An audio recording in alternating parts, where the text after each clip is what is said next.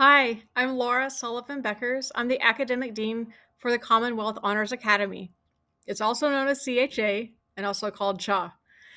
What it is a 3 week academic enrichment program that happens in the summer for rising high school seniors. And it's a really fun adventure for teachers. So, this video is here to give potential faculty an idea of what it's like to teach for CHA. When I first started in the program, it was really hard for me to get a sense of what the program was going to be like until I was actually in it. And there's a really steep learning curve. So if you've thought about it or you've heard about it, or maybe this is something you're just now hearing about, I hope that this video will give you a good feel for what the program is like. It's not summer camp and it's not summer school, but it has elements of both, I would say. You're going to teach some classes, but you're going to get to know your students a lot better and have a lot more fun while doing it. So this video is here to introduce you to the program. You'll also hear from current or recent faculty members who have been teaching at CHA and their experiences that I hope will help paint a picture for you. So it is a 3 week program in June each year. And students come to campus, to Murray State's campus, and take a couple of courses. They take 2 courses within these 3 weeks. And they live in the dorms, they eat in our dining hall, they engage in lots of activities and seminars.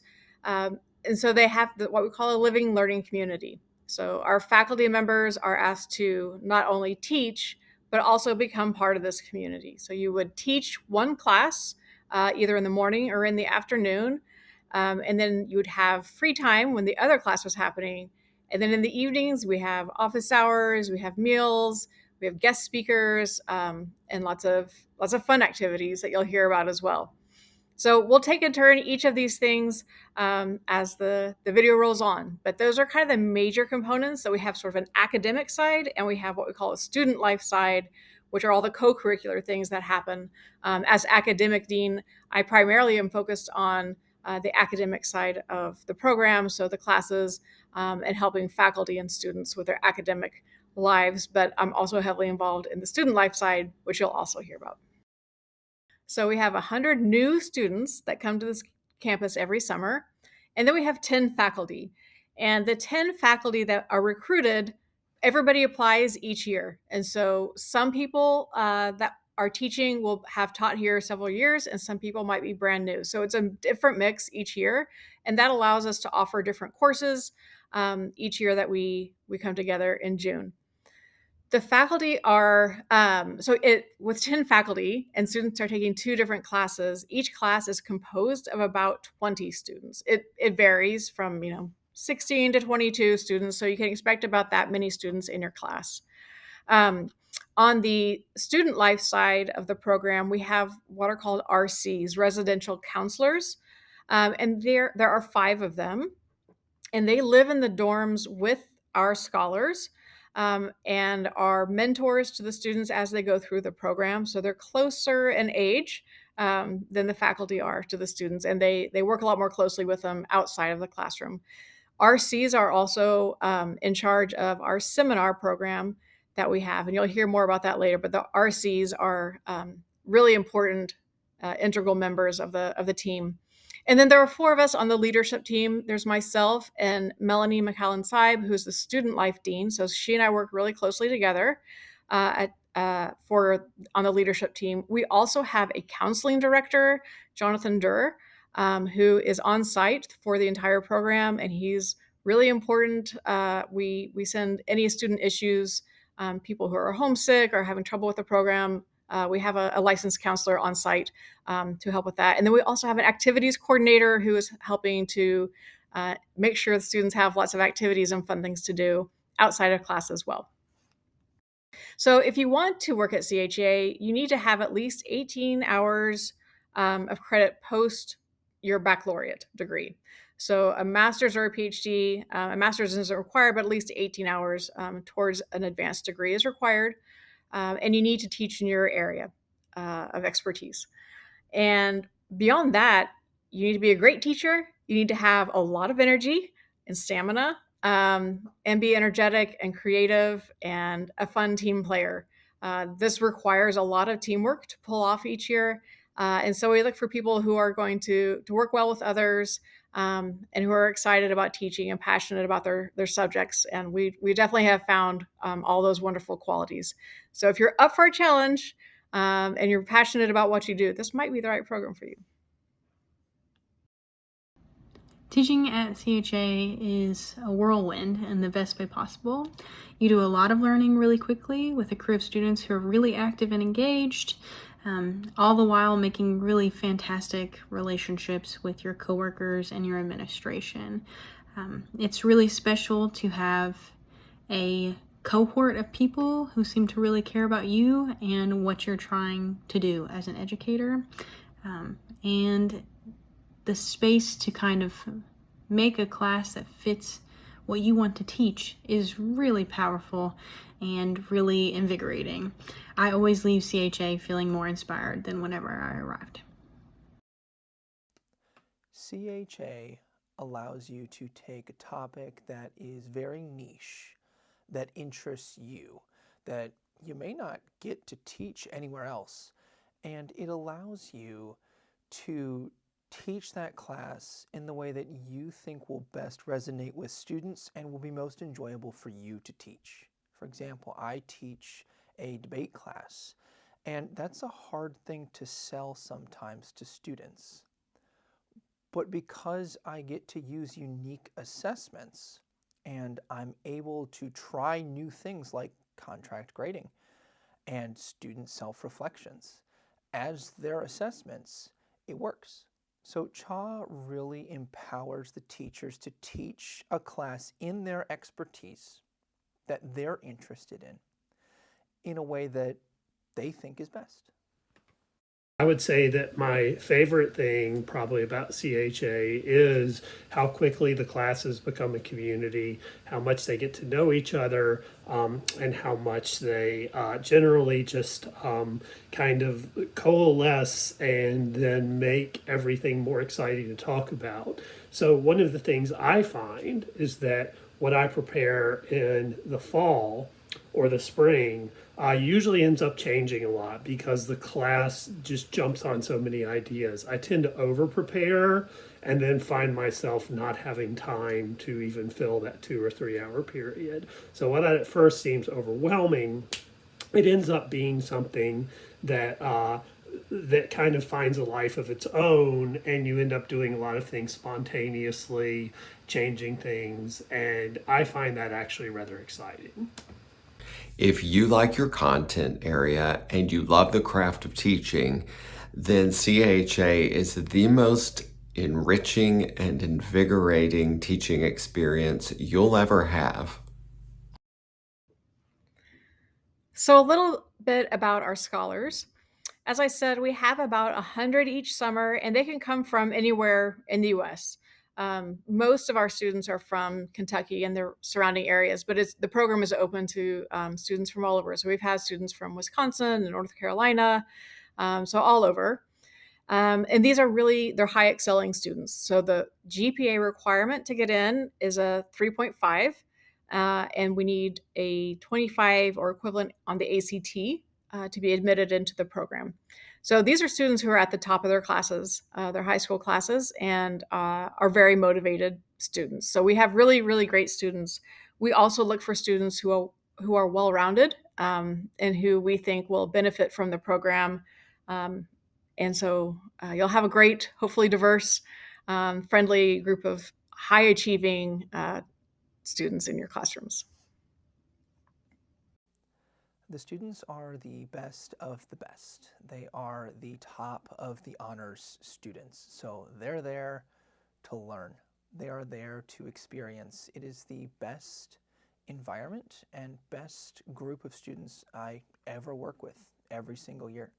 They are there to learn. They are there to engage, and they are there to try whatever new scary thing you ask them to do to help them learn. So it is truly the best learning environment to pilot new ideas and new things with a group of students who are there to take it all in. The leadership at CHA does an amazing job of finding students who are academically motivated and engaged. These students want to learn. So when they come to my class on the first day, I tell them, I assume you're going to do A-level work. You've already been selected because you do that consistently.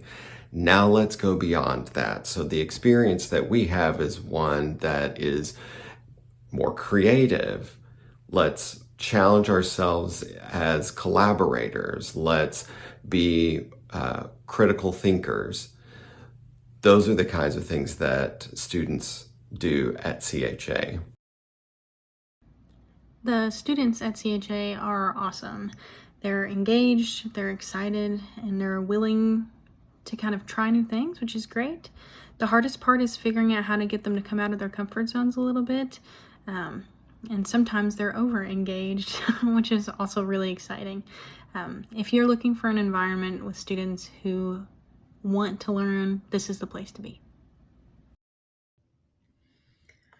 I thought I would share with you what a normal or what one of the typical weeks would look like for CHA. So it is a 3-week program with the students being here, and your main responsibilities happen Monday through Friday, and we have 5 classes that are offered in the morning, and then 5 in the afternoon. So you'll be assigned to either a morning or an afternoon block, and I'll ask you for your preferences, and we try to accommodate family schedules and things as best we can. So what do you have here on the screen is an example for somebody who's teaching in the morning block. So this group A would be the morning block teachers. And you can see this last year, what we did was we had on Monday, Wednesday, Friday, we had a 2-hour class. And then on Tuesday, Thursday, we had a 3-hour class.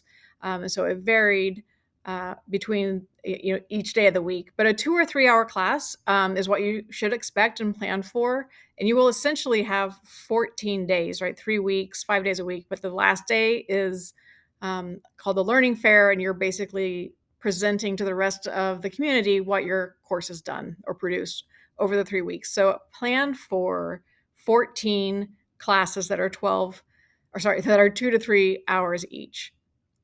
We also have a smattering of meetings and group, seminars and things in this schedule. But just to give you a feel for what's required of you, you can see all that gray space is your own time.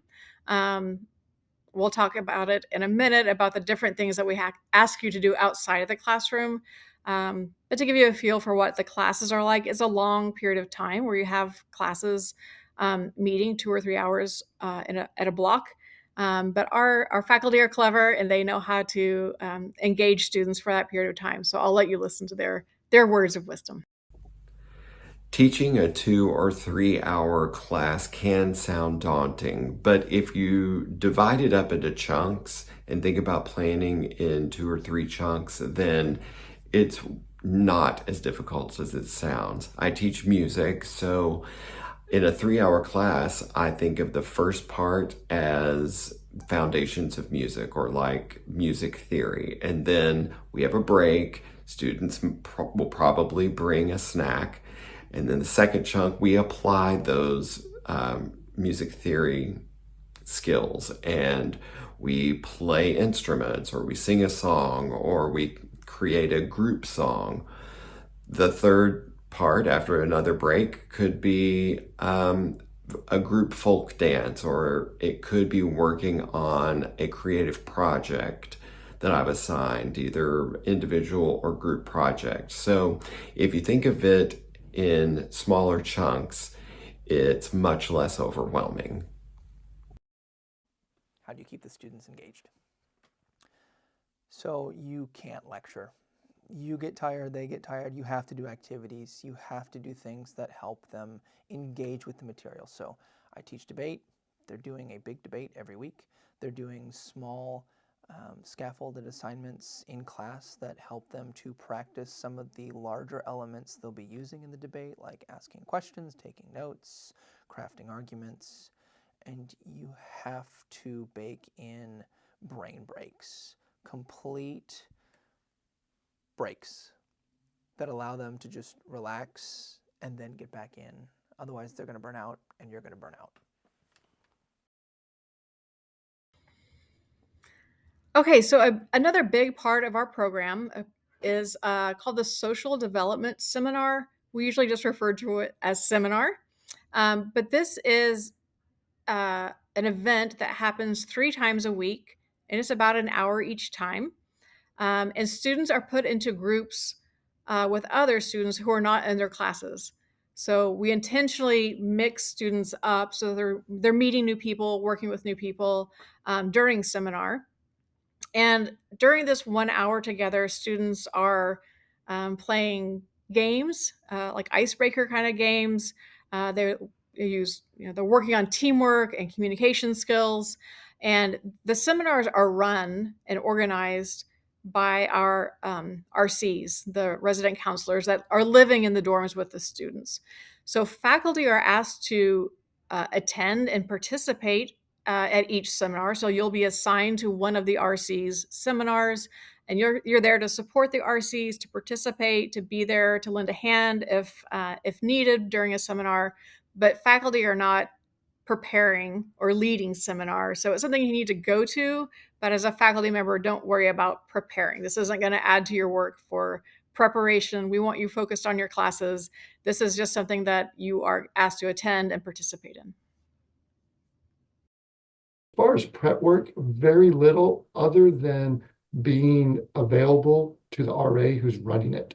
So they might tell me, hey, Miguel, can you set up the room like this? Or, hey, Miguel, can you run and go get this? Or, hey, Miguel, can you sit with this group over here? And things like that. But a lot of it's just taking direction from the RA.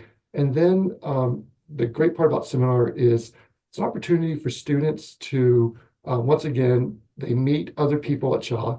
So it's not just, it's people who aren't in their classes, and they meet other faculty, other RAs, and it's an opportunity to look a little bit deeper about what it is to be human, what it is to be who they are at this point in their life. And so there's a lot of reflection and introspection that goes on, and it's just powerful learning moments. And I've never had a seminar where kids don't speak truth to things on their heart or things they're thinking about. And so it's a real powerful thing. As faculty, we participate. So when there's activities that we're doing, we do it with the scholars and engage with them. But it flies by. I mean, it's 3 times a week, goes by incredibly quickly. I love it because I get to meet scholars that aren't just in my classes. It's another way to build these deep relationships with scholars that that I don't see every day. And I also love the content. I think it's this adolescence is a very difficult time in kids' lives, and I think probably the biggest takeaway, and I'll make this quick, is that they realize they're not alone. Like a lot of the thoughts, feelings, the way they process the world is the way their friends and other scholars are processing the world. Seminar is a really impactful and powerful part of CHA. I was very nervous going into it my first year, but now on year 4, or yeah, I've done 4 years now. Now after 4 years, I've really found it to be one of the most impactful places for life-changing conversations.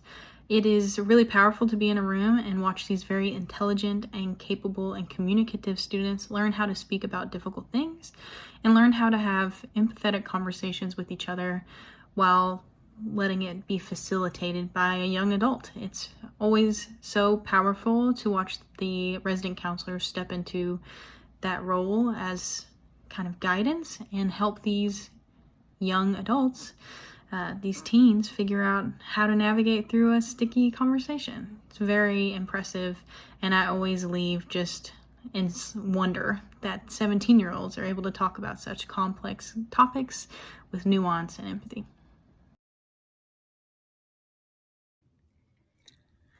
So the other big part of CHA are all the fun things we do outside of classes and outside of seminar.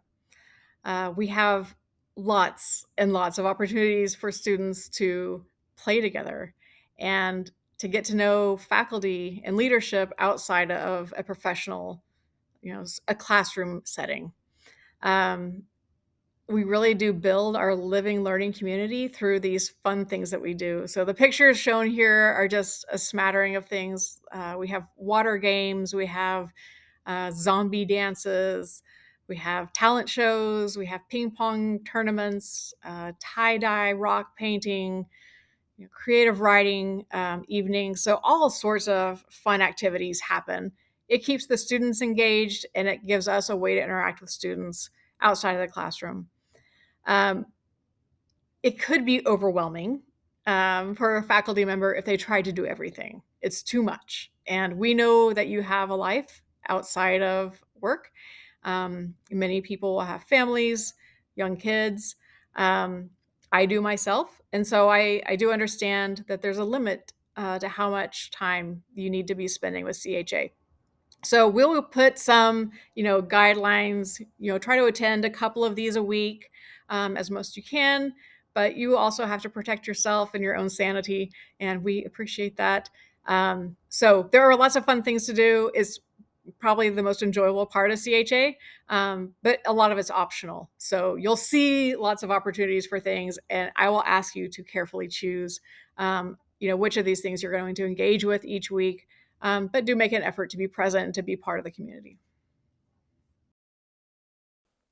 The faculty are expected to be very present outside of class. We have speakers come, and the faculty are expected to attend those meetings and supervise the kids and help as needed. You're obviously expected to teach for your section of the day.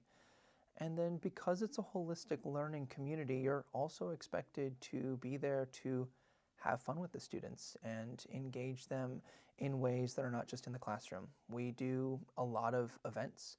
There's a ping pong tournament. There are exhibition debates. There are discussions. There's art. Lots of opportunities for faculty to engage the scholars as humans and show that we're also humans. I guess the expectation is be visible, be part of the community. Do you feel like you are part of the child community? And do the scholars feel like you are part of that community? And to do that, you just have to go to things. I never felt stressed. I never felt like I was having to hold something together. We go to the movies and we do a field trip up there and we walk them up, and there's like 3 or 4 of us going. So it's not all on one person's shoulders to run something. The leadership does an incredible job of balancing it, and they give you visual schedules, which is huge. So I can kind of visually see, am I around enough? And all this being said, I've never once had a problem going to leadership and saying, hey, I can't make this one. I need to be doing this at home or whatever. Last year, I had something unexpected pop up with our roof and had contractors coming to the house. And so I went to leadership and said, hey, I thought I was going to go to this, but I can't. And they were completely okay with it. So they are so supportive. But the expectation is become part of the community. And you can't do that unless you invest in yourself. And I would also say this, just showing up is not the same as showing up and being present. And so I love going to the speakers, but getting there early and hanging out with the kids in the hallway or scholars in the hallway and talking to them and making jokes with them and interacting with the different groups that are all huddled there. And that to me is huge time spent. It's maybe 20, 30 minutes, but I've now got to touch base with a lot of kids. And a lot of them are from my class, but a lot of them aren't, or they're friends of people in my class, and it expands my circle. And so I would say that the expectation's so easy. Leadership makes it so accommodating for you to become present and become a part of the child community. And then it's the faculty's responsibility of going to these things. And when you go there, not just showing up, but being present, interacting with these kids. That's a huge thing. So yeah, that's the expectation. So just get involved, be there, but know that you have time to be by yourself too, and to be with your family at home, and to have a mental health day and break from CHA, and all that is built in, and so that you can make the time you're with the kids meaningful, but also have time for yourself too. So there's a steep learning curve. As you can probably tell already, it's a busy program. There's a lot of components. There's a lot of people. It's a big group. Um, and so I asked faculty who are going to participate in building this video to share, like, what do you wish you had known before you started teaching at CHA, and maybe some of the challenges that come along with the job. I'll let you hear what they have to say. Something I'd wish I'd known before starting the job is that I should prioritize sleep. Sleep before and sleep during while you can. Because as you get into those last weeks, things just get busy and there's grading to be done and final projects to assess, and suddenly that sleep time dwindles. So prioritizing sleep and prioritizing rest in a healthy way has really helped me move through CHA in a more healthy manner. I wish I would have known how much imposter syndrome I was going to feel. The teachers that are selected are the best of the best. And when I showed up to my first CHA, I felt completely outmatched, completely out of my element, out of my depth. And that very quickly changed when I realized that this was the most supportive environment I could possibly be in, and that we all had a common goal of stretching ourselves out of our comfort zone and helping the students do the same. So I wish that I had been more prepared to feel that out of my element. And now it's something I look forward to every single time. Say that one of the challenges of teaching CHA is the schedule, but it's only about 4 weeks. And so therefore it's not particularly, once it feels like kind of a sprint. And once you're done, you're tired, but it's doable if you have that time that you can dedicate to everything all together. I think one thing that might be overlooked when applying to CHA is just how great the administration is. It's hard to get a read just from public documents, but this administration really cares. They care about the students, but they also care about you. They want to make sure that you're teaching content that you're proud of, and they want to see the students leave with a strong outcome. But they're willing to work with you. I've never had such a freeing and empowering experience, especially as a young female educator. So if you're looking for people who care to be in charge of what you have to do on your everyday basis, this is the place to be. These are very kind, caring people who really, really strive for excellence in their program. And you can see it in the students, and you can feel it in the community. So the community is the best part. Come teach CHA. I hope you've learned from this video how much fun CHA is. It's so rewarding and it's challenging, but it's so much fun. And you're going to make lots of friends and have great connections with students. You'll grow yourself as an instructor. So if you're passionate and you have energy and you're ready to share that, I hope you apply to CHA.